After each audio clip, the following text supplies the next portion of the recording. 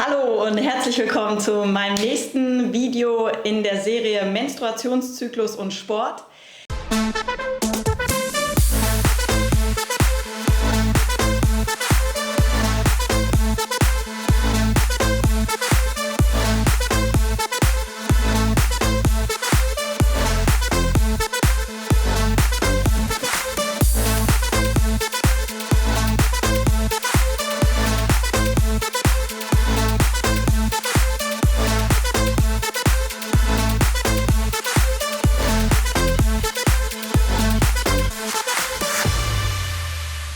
In dieser Serie möchte ich euch, vor allem Frauen, aber natürlich auch Männer, ein bisschen aus meiner Erfahrung über den Menstruationszyklus und seine Wichtigkeit für sportliche Performance berichten.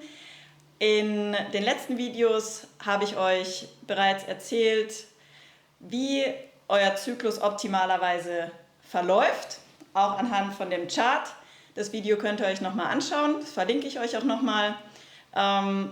Dann ging es um hormonelle Störfaktoren, auch das Video könnt ihr euch nochmal anschauen. Und heute geht es um das Thema Zyklus-Tracken und diese Infos, die ihr sammelt, auswerten.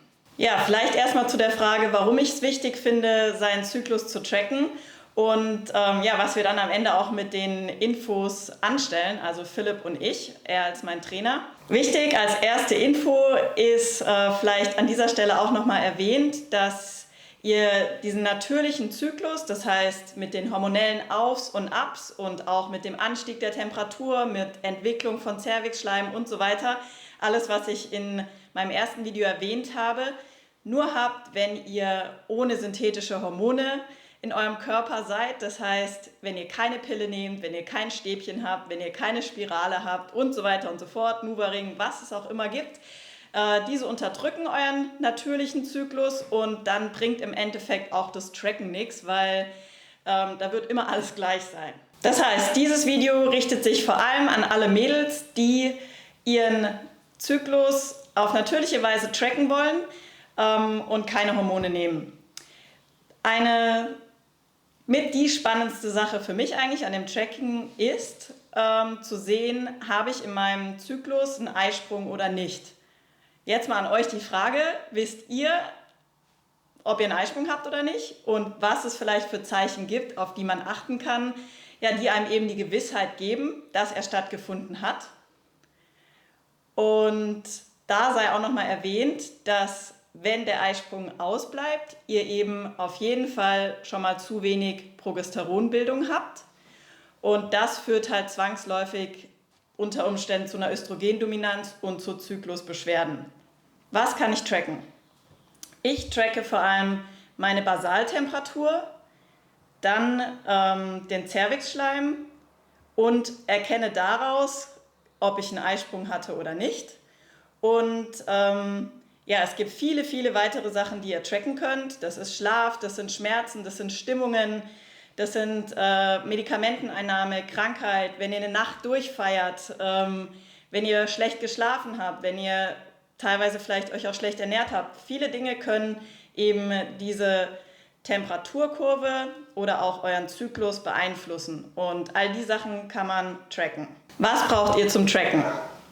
Für mich ist am wichtigsten ein Thermometer und da ist es super wichtig, dass ihr eins nehmt, was zwei Nullstellen nach der Kommastelle anzeigt. Die meisten haben nur eine und es ist nicht genau genug, um die Basaltemperatur zu tracken.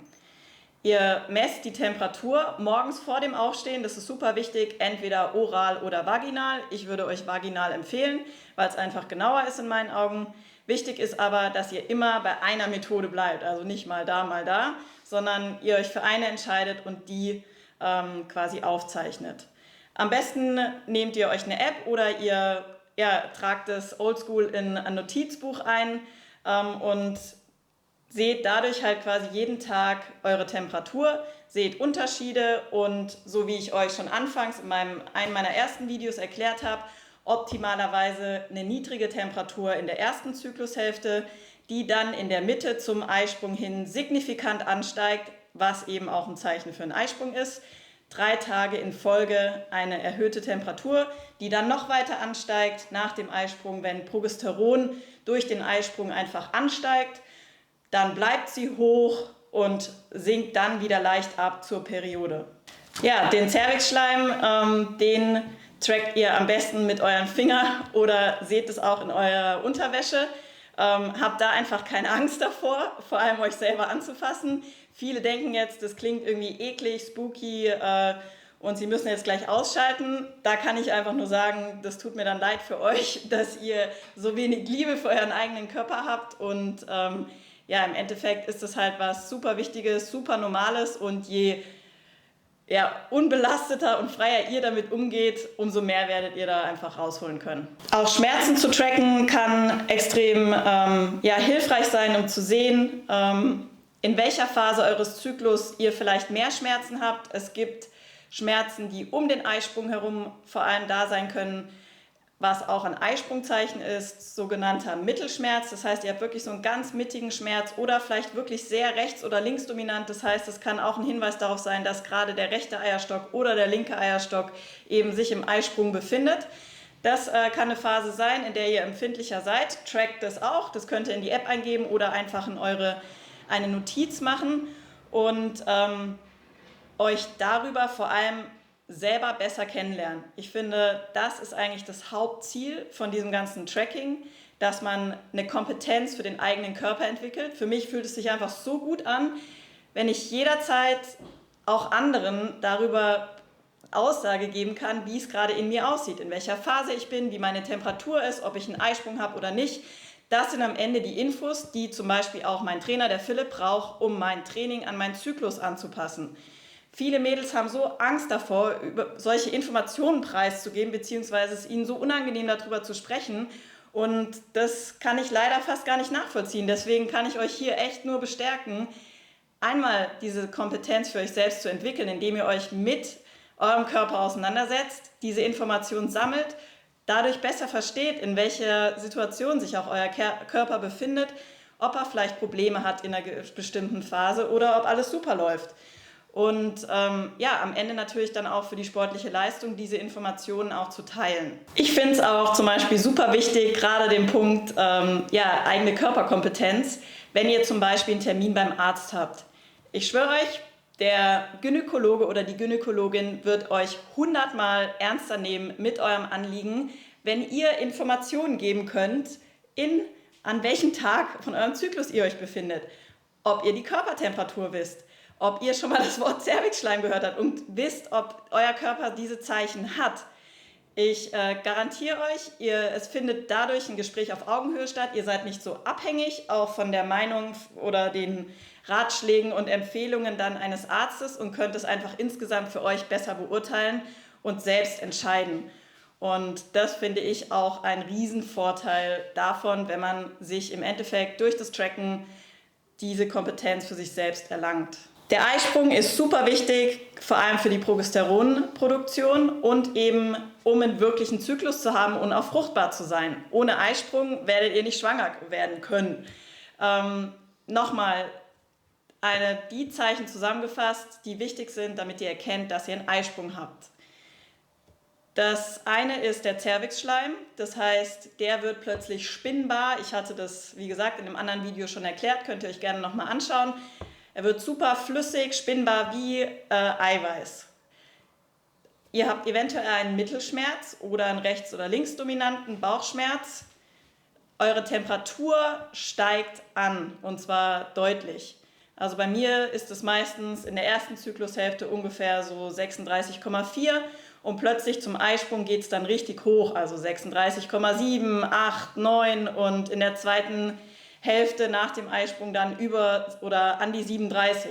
Also und dann ist es wirklich ein ganz klarer Anstieg. Ihr seht es dann auch, wenn ihr eine Kurve anlegt, die geht richtig hoch. Und dann könnt ihr euch einfach sicher sein, wenn diese ganzen Sachen zusammenkommen, dass ein Eisprung stattgefunden hat. Auch ganz hilfreich ist ein sogenannter LH-Test. LH ist ja das luteinierende Hormon. Hier steht jetzt Mom irgendwas drauf. Das benutzen natürlich auch Frauen, die Kinder bekommen wollen, um eben sicherzustellen, dass sie einen Eisprung haben, weil das natürlich auch die Phase ist, wo man am besten schwanger werden kann. Ihr könnt den Test aber eben auch einfach mal aus diagnostischen Zwecken verwenden, um zu sehen, ob ein Eisprung sicher stattgefunden hat, weil eben auch dieses LH-Hormon zum Eisprung nochmal extrem ansteigt und nur zu der Zeit dann auch im Urin nachweisbar ist. Könnt ihr euch easy bestellen, ist nicht teuer und ja, gibt mir einfach dann auch nochmal in Kombination mit den anderen Sachen die Gewissheit, es hat ein Eisprung stattgefunden und das ist auf jeden Fall für jeden von meinen Zyklen mein erklärtes Ziel. Und aus diesem Grund ja, versuche ich eben auch, mein Lebensstil, mein Training an den Zyklus anzupassen, weil indem ihr Störfaktoren, und Training ist auch einer, reduziert, wird die Wahrscheinlichkeit von einem Eisprung größer. Und keinen Eisprung zu haben, ist mittlerweile ein Riesenproblem für super viele Frauen und vor allem für Sportlerinnen. Auch für Verhütung ist es natürlich ein super Tool, wenn ihr euch über natürliche Verhütungsmöglichkeiten informieren wollt, könnt ihr eben auch zum Beispiel mal die NFP-Methode googeln. Die basiert eben auch zum Beispiel auf der Temperaturmessung, die ihr dann sowieso macht. Und ja, auch indem ihr zum Beispiel wisst, wann euer Eisprung ist, könnt ihr natürlich in der heißen Phase noch mehr aufpassen. Zum Beispiel solltet ihr an sowas interessiert sein. Aber natürlich bin ich auch hier absolut kein Berater für Verhütungsmethoden. Aber das sei auch einfach an dieser Stelle nochmal erwähnt, dass natürlich auch diese ganzen Infos, die ihr da trackt und sammelt, auch für sowas extrem hilfreich sein können. Ich mache das vor allem aber, um meine sportliche Leistungsfähigkeit und meine Gesundheit zu verbessern. Mir liefern diese Infos einfach ja, extrem wertvolle Informationen über meinen Körper. Ich sehe, wie gestresst ich bin, wie gesund ich bin, wie gut im Endeffekt mein Körper funktioniert. Und ein erklärtes Ziel von dieser ganzen Sache ist, dass ich es eben schaffe, nicht gegen meinen Körper zu arbeiten und nicht gegen meinen Zyklus, sondern mit ihm. Und das wirkt sich halt positiv im Endeffekt auf alles Mögliche aus. Meine Gesundheit, mein Aussehen, meine sportliche Leistungsfähigkeit, meine Zufriedenheit und meine Energie und ja, wie Philipp und ich diese Informationen für mein Training nutzen, das zeige ich euch in meinem nächsten Video, wo es um den Menstruationszyklus und Training gehen wird. Super spannendes Video, ich hoffe, ihr freut euch genauso drauf wie ich. Kleiner Nachspann noch, ich habe so viele Fragen von euch bekommen, wie ich das eigentlich mache, wenn ich im Training oder im Wettkampf meine Tage habe, weil viele von euch eben das Problem haben, dass ein Tampon nicht reicht, ihr so viel Blut verliert und ja, gerade im Verlauf von einem Ironman oder so natürlich auch ein Veranstalter dann nichts für euch parat hält. Und da wollte ich euch eine Sache zeigen, die ich einfach super toll finde aus verschiedenen Gründen und das ist eine sogenannte Menstruationscup. Das ist im Endeffekt ein Silikon-Tässchen, das man einführen kann und was das Blut sammelt. Vorteile davon, ihr habt nicht die Bleichmittel von einem Tampon.